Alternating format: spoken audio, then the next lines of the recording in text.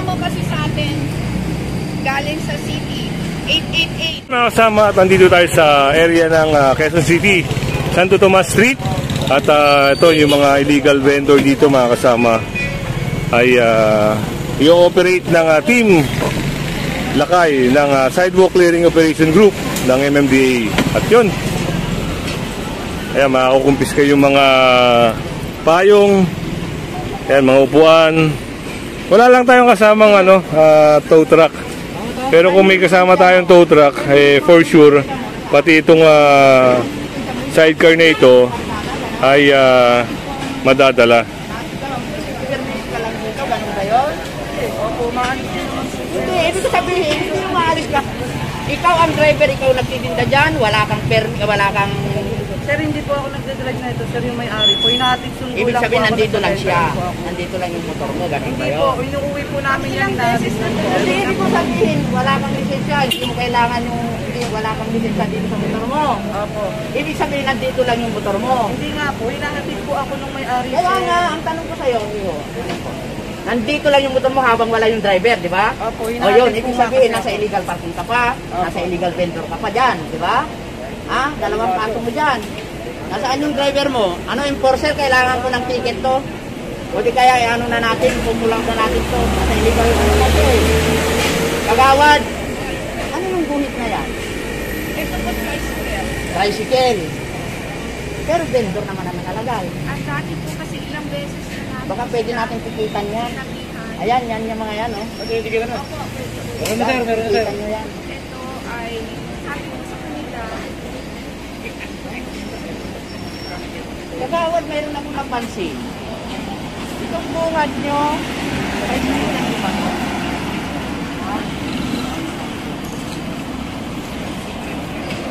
Kagawad, yung nagbuwit ito, kagawad, ha?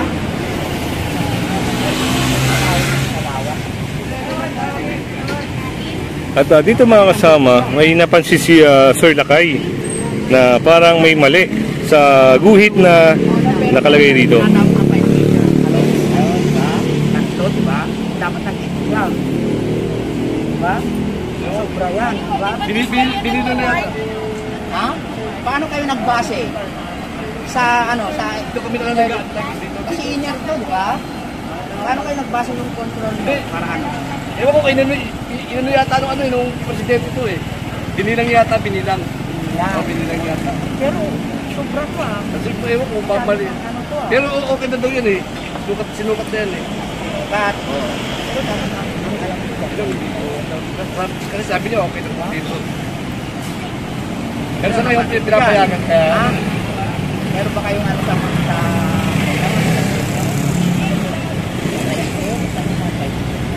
wala pa. Mga ano yung mga opisyalis, mga opisyalis. At doon mga kasama ay merong mga matitikitan na naka-illegal park. Yan, puntahan natin.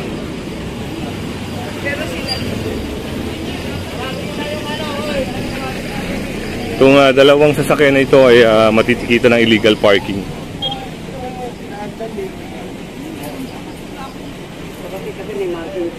Hindi sir, dati po nakaparada yung ano dyan, mga tricycle ng Cordillera Toda. Kasi bawal nga doon eh. Wala kayong ano dito na wala kayong limit dito na one-side parking. Kaya alam ko po meron sir eh. Kasi mamaya magkakali tayo, pinaparking na nila yung ano, nakatamang parkingan sila. Yun, at bini-verify lang ni sir yung parang ano yung sitwasyon dito kasi merong mga one-side parking, merong mga bawal talaga. Agaya sa Mabuhay Lane mga kasama, bawal both side, bawal po mag-parking. Yun, habang kiniklear lang ni sir yung sa parking dito, yan, hintayin natin kung ano yung sasabihin ni Kagawad. Kapunta natin doon.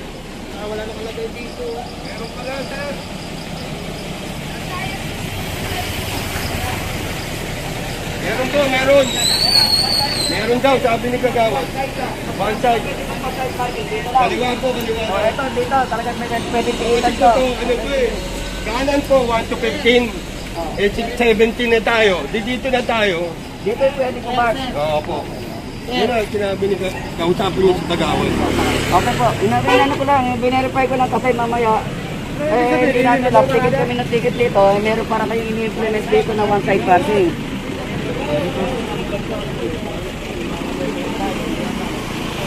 At ayun, napirmahan na ng driver yung kanyang ticket.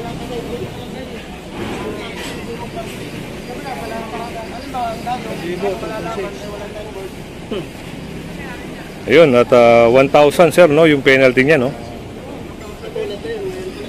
Illegal parking mga kasama, kung attended naman, 1,000. Yung unattended, medyo mabigat, 2,000 yun mga kasama. Ipakita niyo yung yung karatula natin.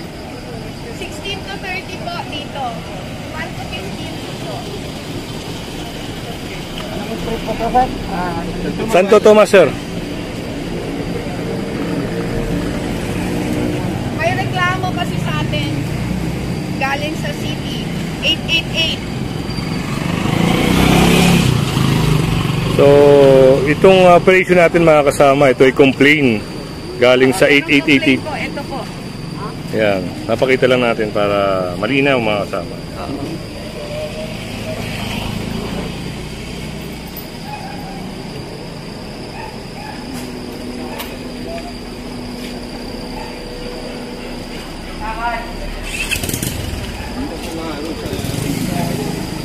Yun, at puntahan natin, meron natang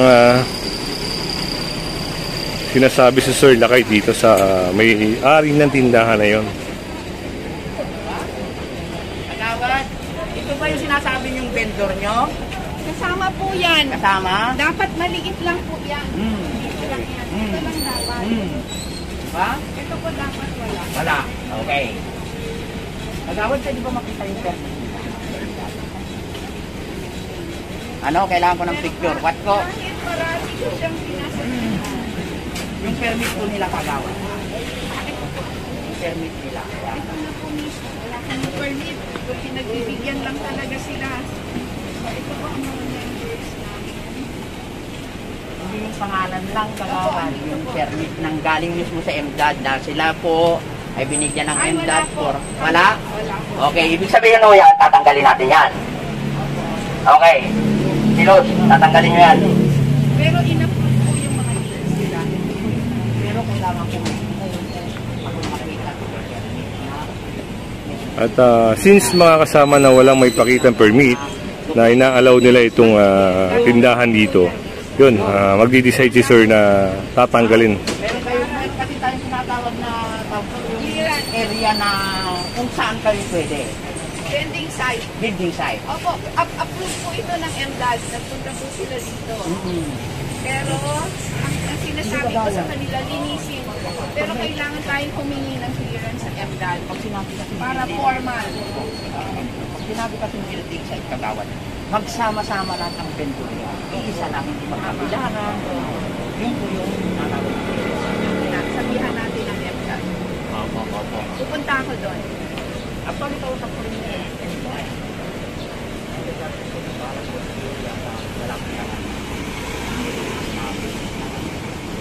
Pero nag-ano po sila dito, nag-visit. Nag-visit sila. So, okay. At kung makikita nyo yung mga paninda ni Kuya ay naisakay na.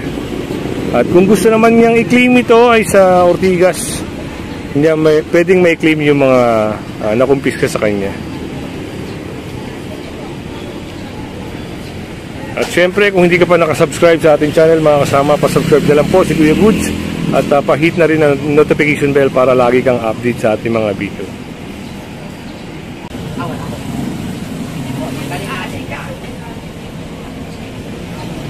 Di po. Pasensya na po dahil ngayon may complaint po. At ito mga kasama, sisimulan ng alisin yung mga Oo, pagpasok ko dito kayo. kung ano may yung nakalagay dito sa tindahan na ito.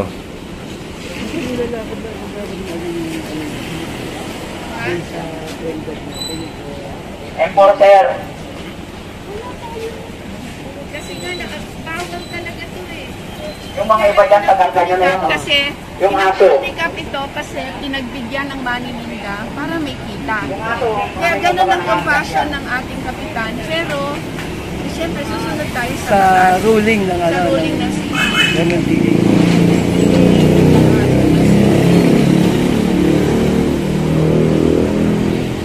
Tawagan mo na sila.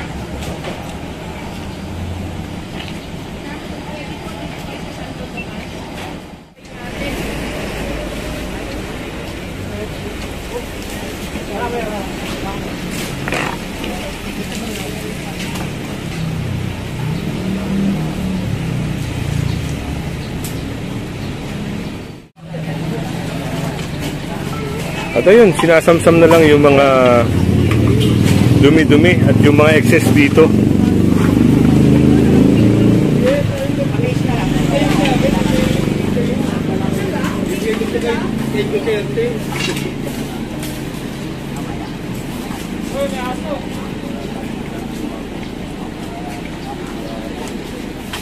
Kita na ba kayo?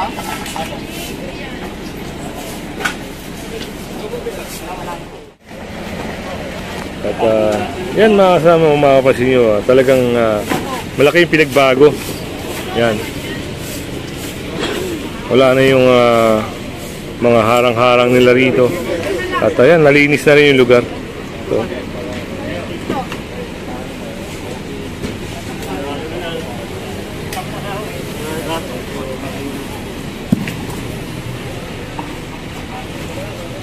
yun, kung ano lang yung area nila, doon lang dapat sila.